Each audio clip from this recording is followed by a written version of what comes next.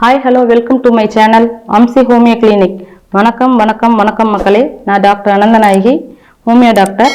இன்னைக்கு நம்ம எதை பற்றி பேச போகிறோன்னா சைனசைட்டிஸ். உங்களுக்கு தெரியும், ஒரு சைனசைட்டிஸ்னா அந்த காற்று பைகளில் நீர் கோத்துட்டு இருக்கிறதா சைனஸ் ப்ராப்ளம் சொல்லுவாங்க. அதாவது சைனசைட்டிஸ் அப்படின்னா என்னன்னா, இது தீர்க்கவே முடியாத ஒரு வியாதி, இதுக்கு நம்ம லைஃப் லாங் மெடிசன் எடுத்துக்கிட்டே இருக்கணும், அது மாதிரி ஒரு தப்பான ஒரு கான்செப்ட்லாம் இருக்கு. இப்போ என்னன்னா, அந்த இப்போ சைனசைட்டிஸ் பேஷண்ட்டுக்கு என்ன கம்ப்ளைண்ட்ஸ் இருக்கும்னு பார்த்தீங்கன்னா, அடுக்கு தும்மல் இருக்கும், ரன்னிங் நோஸ் இருக்கும், முகம் வீக்கம் இருக்கும், தலைவலி இருக்கும், தொண்டை வலி இருக்கும், காதெல்லாம் அடைச்ச மாதிரி இருக்கும், கழுத்து வலி இருக்கும்.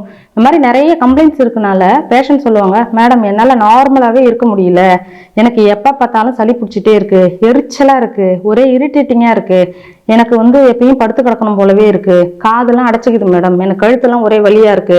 இந்த மாதிரி நிறைய சொல்லுவாங்க.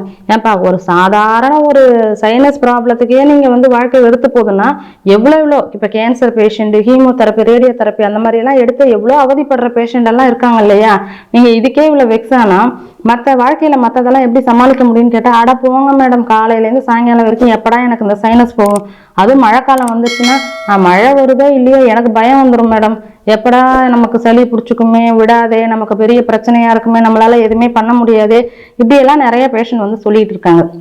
இப்ப சைனஸ்னா என்னன்னா, நம்ம உடம்புல எல்லா உறுப்பும் எல்லா நேரமும் திறந்திருக்காது.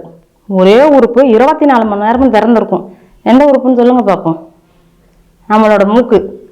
பாக்கி எல்லாம் நம்ம தேவைப்பட்டாதான் திறந்துப்போம். இப்போ மார்னிங் பார்த்தீங்கன்னா தேவைப்பட்டாதான் திறப்போம். எதுவாக இருந்தாலும் நம்ம வாய் சாப்பிடணுமா அப்பதான் திறப்போம். ஆனா மூக்கு 24 மணி நேரம் திறந்துதான் இருக்கு. அப்ப என்ன ஆகும்னா, அது வழியா காத்து உள்ளார போயிட்டு இருக்கும். இப்ப காத்து உள்ளார போயிட்டு இருக்கிறப்ப என்ன ஆகும்னா, அந்த காத்து நல்ல காத்து போற வரைக்கும் நமக்கு எந்த பிரச்சனையும் கிடையாது.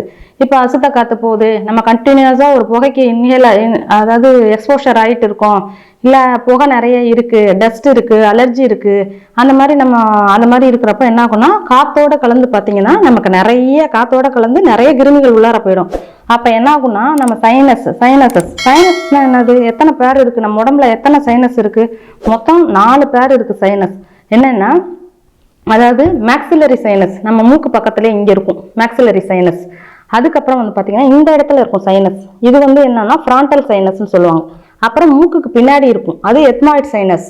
அந்த மூக்கு அதுக்கு பின்னாடி இருக்கிறது ஸ்பீனாய்டு சைனஸ். இப்படி 4 பேர் ஆஃப் சைனஸஸ் இருக்கும் நம்மளுக்கு.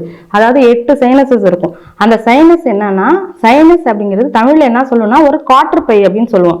அந்த காற்றுப்பையில தண்ணி கோத்துக்கிறப்போ, சளி பிடிச்சிக்கிறப்போ, அது தண்ணி கோத்துக்கிட்டு இருக்கிறப்பதான் அது ஏர் பேக் வாட்டர் பேக்கா மாறிடுது. அப்படி மாறுறப்ப என்ன ஆகும்னா, நமக்கு இந்த பிரச்சனைகள்லாம் நிறைய பிரச்சனைகள், இது மாதிரி அடுக்கு தும்மல் போடுறது, முகம் வீங்கிறது, ஃபீவர் வர்றது, காய்ச்சல் வர்றது, இது மாதிரி நிறைய கம்ப்ளைண்ட்ஸ் இருக்கும். இப்போ பாத்தீங்கன்னா, இந்த எத்மாய்டு சைனஸ் அப்படின்னு சொல்லுவாங்கல்ல, இந்த மூக்குக்கு பின்னாடி இருக்கிறது, அதுக்கு அடினாய்டு அப்படிங்கிற ஒரு கிளாண்ட் இருக்கும். அது என்னன்னா, நம்ம உள்ளார போற காத்துல ஏதாவது கிருமிகள் இருந்துச்சுன்னா அதை வெளியில தள்ளுறதுதான் அதோட வேலை. அப்படி இது இன்ஃபெக்ஷன் ஆகிறப்ப என்ன ஆகும்னா, அந்த காத்தெல்லாம் நம்மளுக்கு அசுத்த காத்தெல்லாம் வெளியில தள்ள முடியாம நிறைய உள்ளார இன்ஃபெக்ஷன்லாம் சேமிச்சு வச்சுக்கும். இப்படி சேமிச்சு வைக்கிறப்ப என்ன ஆகும்னா, நம்மளோட சைனஸ் எல்லாம் இன்ஃபெக்ஷன் ஆகி ப்ராப்ளமேட்டிக்கா ஆகுது. அப்ப நம்ம அதை எப்படி சரி பண்ணலாம்?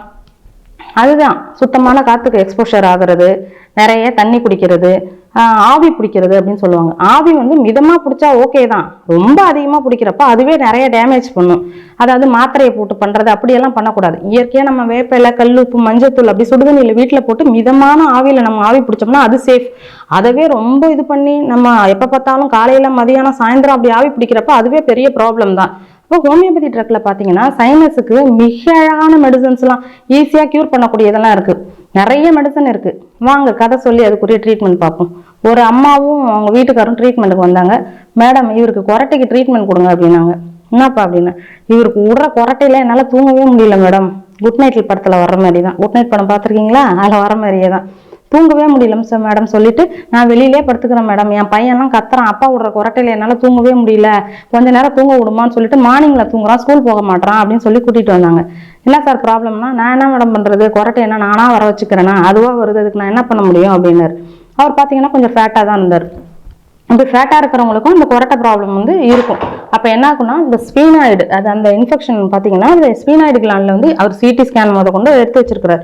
ஏன்டி டாக்டர்கிட்ட போன மேடம், சிடி ஸ்கேன் பண்ண சொன்னாரு, உங்க மூக்குத்தண்டு வளைஞ்சிருக்குதான், மூக்குத்தண்டு வளைஞ்சதுனால நீங்க சர்ஜரி பண்ணீங்கன்னா உங்களுக்கு கொரட்டை சரியாயிடும் சொன்னாரு.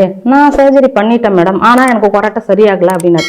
எப்படியா சரியாகும் கொரட்டை, மூக்குத்தண்டை சரி பண்ணா கொரட்டை சரியாயிருமா அப்படின்னு சொல்லிட்டு, இந்த மாதிரி நான் வந்து இது வந்து சைனஸ் ப்ராப்ளத்தினால தான் வருது, உங்களுக்கு அடைப்பு இருக்கு, அந்த அடைப்பு வந்து இன்ஃபெக்ஷன் நம்ம கிளியர் பண்ணுவோம் அப்படின்னு சொல்லிட்டு ஹோமியோ ட்ரக்ஸ் நான் கொடுத்து அனுப்புனேன்.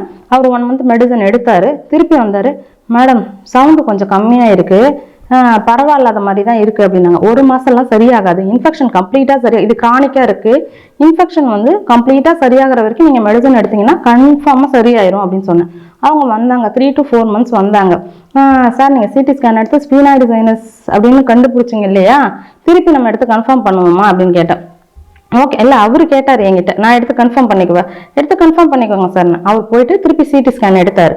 சிடி ஸ்கேன் எடுக்கிறப்போ இல்லை நார்மல், எவ்ரிதிங் இஸ் நார்மல் வந்துச்சு. அதை பார்த்த உடனே அவருக்கு ரொம்ப ஹாப்பி. மேடம் இது என்ன மேடம் ஸ்கேன் சென்டரில் மாற்றி மாற்றி ரிப்போர்ட் வருமா? மாற்றி மாற்றி ரிப்போர்ட் வரும்பா, பட் வந்து மெடிசனும் நல்லா ஒர்க் பண்ணி உங்களுக்கு க்யூர் ஆகிறதுக்கும் நிறைய வாய்ப்புகள் இருக்குது அப்படின்னு. 9 months மெடிசன் எடுத்தாங்க. பி ஃப்ராங்க், நீங்கள் நம்பவே மாட்டீங்க, சுத்தமாக கொரட்டை கிடையாது. அதோட இல்லாமல் நான் அவருக்கு நிறைய அட்வைஸ் பண்ணி அனுப்பிச்சேன். வெயிட் குறைங்க, ஆல்கஹால் எடுக்காதீங்க, ஸ்மோக் எடுக்காதீங்க, ஏன்னா ஸ்மோக் கண்டினியூஸாக பண்ணீங்கன்னா அதனாலேயே நமக்கு நிறைய இந்த சைனஸ் ப்ராப்ளம்லாம் நிறைய வரும் அப்படி சொல்லி நிறைய அட்வைஸ் பண்ணி லைஃப் ஸ்டைல் சேஞ்சஸ் பண்ணுங்க, நல்லா நிறைய தண்ணி குடிங்க, அது பிராணாயாமா பண்ணுங்க, அது மாதிரி நிறைய சொன்னேன்.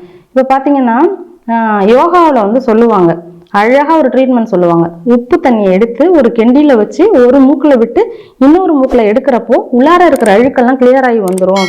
அது வந்து மிக சூப்பர். யோகால வந்து அது ரொம்ப ரொம்ப ரொம்ப நல்லா பண்ணுவாங்க. அந்த மெத்தட் வந்து ரொம்ப நல்லா இருக்கும். இதே பார்த்தீங்கன்னா அலோபதியில பார்த்தீங்கன்னா சலைன் வாட்டரை வந்துச்சு ஸ்ப்ரே பண்றது அப்படின்னு சொல்லுவாங்க. இப்போ நேசல் ட்ராப், மூக்கடப்பா நேசல் ட்ராப்ஸ் பார்த்தீங்கன்னா 3 நாளைக்கு மேலே யூஸ் பண்ணீங்கன்னா திருப்பி இன்ஃப்ளமேஷன் வரதான் செய்யும்.